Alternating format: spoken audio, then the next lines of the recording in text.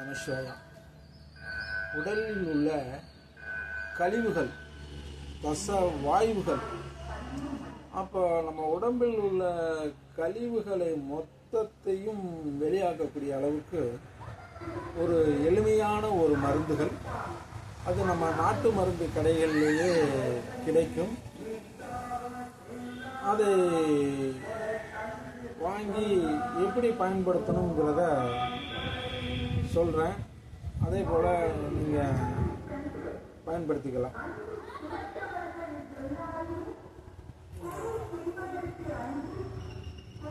இந்த கொட்டை என்பது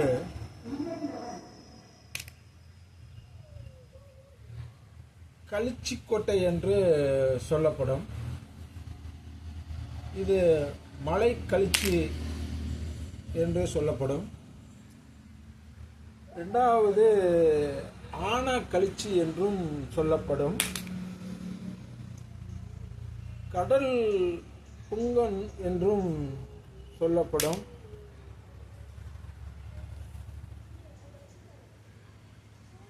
இதுபோல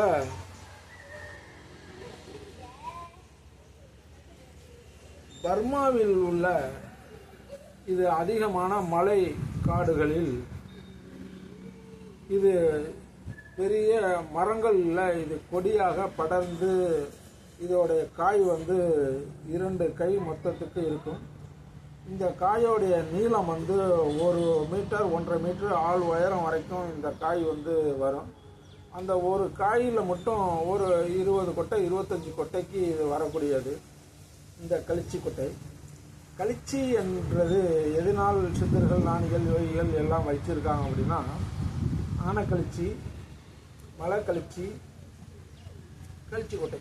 அப்போ உடம்பில் உள்ள கழிவுகளை, தசை வாயு கழிவுகளையும் வெளியாக்கக்கூடிய இதற்கு இது சிறந்த மருந்து. அதே போல வாயு நாள் வரக்கூடிய வாதம், முட்டுவாதம், முழங்கால் வாதம், இடுப்பு வாதம், வாத நோய்.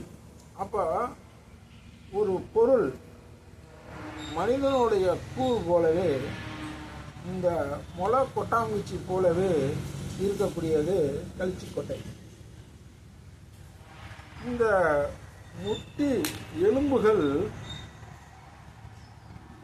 அதில் உள்ள பசைகள் குறையும் போது இந்த எலும்பாகப்பட்டது, முட்டி வலிகள், முட்டியுடைய எலும்பாகப்பட்டது ஒன்னோட ஒன்று உரசும் போது வலிகள் வரக்கூடியது. அப்போ அந்த பசையை இதில் உள்ள பருப்புகள் சரி செய்யுது. அதே போல வாதம் 84 இருக்கு. அந்த வாதத்தில் முடக்குவாதம் என்று சொல்லப்படும். இந்த முடக்குவாதத்திற்கு இந்த தைலத்தை நம்ம பண்ணி போடும்போது இந்த முடக்குவாதம், மூட்டுவாதம், வலி, எங்கெங்கெல்லாம் ஜாயிண்ட் பெயின் இருக்கோ அந்த வலிகளெல்லாம் தீர்க்கக்கூடிய அளவுக்கு இந்த களிச்சிக்கொட்டையில் இருக்கிறது. அப்போ இந்த உடலில் உள்ள கழிவுகளை வெளியாக்குவதற்கு இதை எப்படி நம்ம பயன்படுத்துவது? நம்ம நாட்டு மருந்து கடையில் போய் இந்த ஒரு கொட்டையை வாங்கி நம்ம எப்படி செஞ்சு சாப்பிடணுங்கிறத, ரச வாயுகளையும் கெட்ட கழிவுகளையும் வெளியாக்குவதற்கு எப்படி ஒரு எளிமையான முறைங்கிறத சொல்கிறேன். அதே போல் நீங்கள் செஞ்சுக்கலாம். இந்த களிச்சிக்கொட்டையை பர்மாவில் உள்ளவர்கள் ஒரு கொட்டையை எடுப்பார்கள். ஒரு இரும்பு சட்டியில் ஒரு 2 இன்ச்சு கணத்திற்கு மணலை கீழே போட்டு ஒரு 2 கொட்டையை 3 கொட்டையை அந்த 2 இன்ச்சு மணல் மேலே வைத்து அதுக்கு மேல் 2 இன்ச்சு மணலை கொட்டி ஒரு மணி நேரம் எரித்தம் என்றால் இந்த கொட்டை ஆகப்பட்டது ஓடு கெட்டியாக இருக்கும். இந்த களிச்சிக்கொட்டை ஓடு கெட்டியாக இருக்கும். அப்போ இந்த ஓடு ஹீட் ஆகி அந்த 1 மணி நேரம் மணலில் வச்சு எரிக்கும்போது இந்த ஓடு ஹீட் ஆகி வெடித்து உள்ளுக்குள்ள பருப்பு அந்த நச்சுத்தன்மையில் முறித்து உங்களுக்கு கொடுக்கும். அப்போ இந்த மருந்தை இதில் உள்ள பருப்பு எப்படி இருக்குங்கிறத நான் இப்போ உடைத்து பாருங்கள்.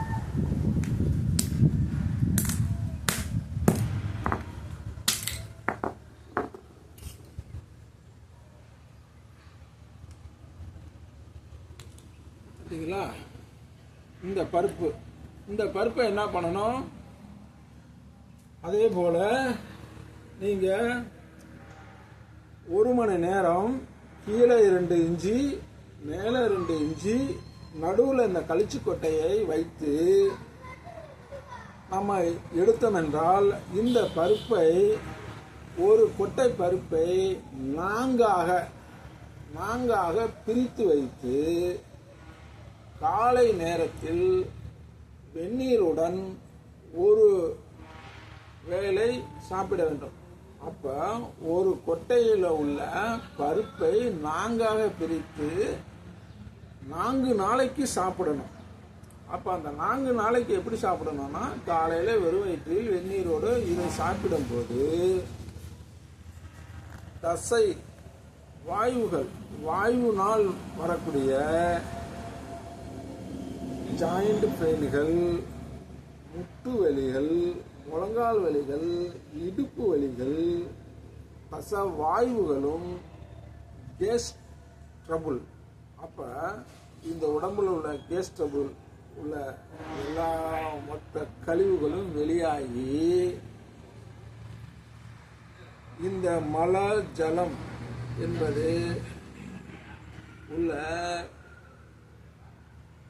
நீர்ப்பையில் உள்ள கழிவுகளை மொத்தத்தையும் வெளியாக்கும்.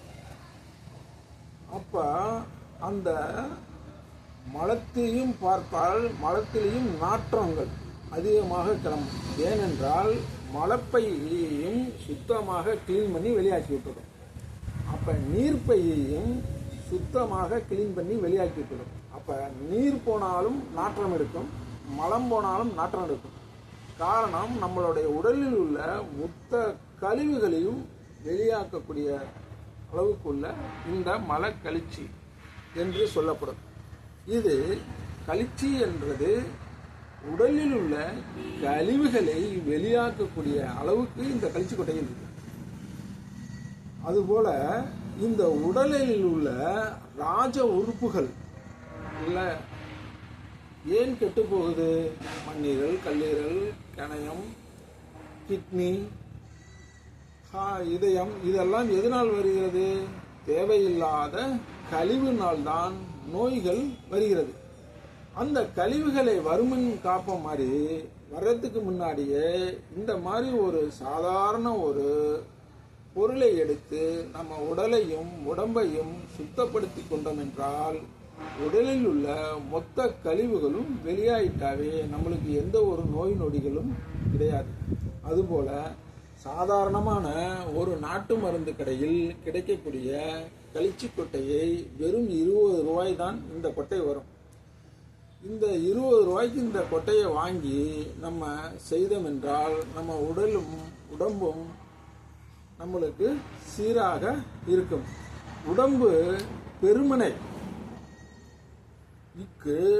இந்த உடம்பு கெட்ட கழிவுனால் கொலஸ்ட்ரால் உடம்பு பெருமனையாக இருக்கக்கூடிய அவங்களுக்கும் இந்த உடம்பை குறைத்து உடம்பில் உள்ள கெட்ட கழிவுகளெல்லாம் வெளியேற்றி உடம்பையும் ஸ்டிக்காக வச்சுக்கும். அப்போ உடம்பு இறுகி உடம்பு நல்லா வச்சுக்கும். காரணம், கெட்ட கழிவுகள் இருக்கிறதுனால்தான் உடம்பும் பெருமனையாக ஆகிக்கொண்டிருக்கிறது.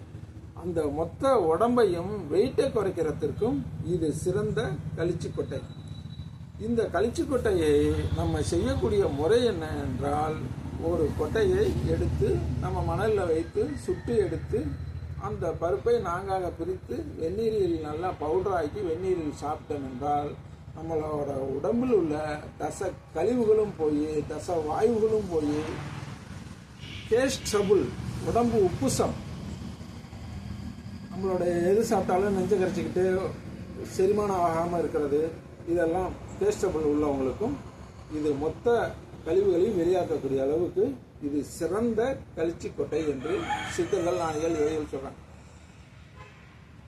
குடலாத்தம் தெரியாமல் கோடி ரூபாய் செலவு பண்ண கதையா எவ்வளவோ பேர் சாதாரண கழிவுகளை வெளியாக்காமலே கண்ட நோய்களை பரப்பி கொண்டு இருக்கார். உடம்புல உள்ள நோய்களை நம்மளே சேர்த்து கொண்டு இருக்கிறோம். அதற்கு உடலில் உள்ள கழிவுகளை வெளியாற்றினாலே நம்மளுடைய உடம்பில் உள்ள மொத்த நோய்களும் போய்விடும். அதை நம்ம சாதாரணமாக ஒரு கழிச்சு கொட்டையிலேயே நீங்கள் யாரு வேண்டுமானாலும் இதை பயன்படுத்தி செய்து சாப்பிட்டு உடம்பில் உள்ள கழிவுகளை போக்கிக்கலாம். இது சித்தர்கள் சொல்லியிருக்காங்க. இந்த கழிஞ்சி கொட்டையில் தான் மொத்த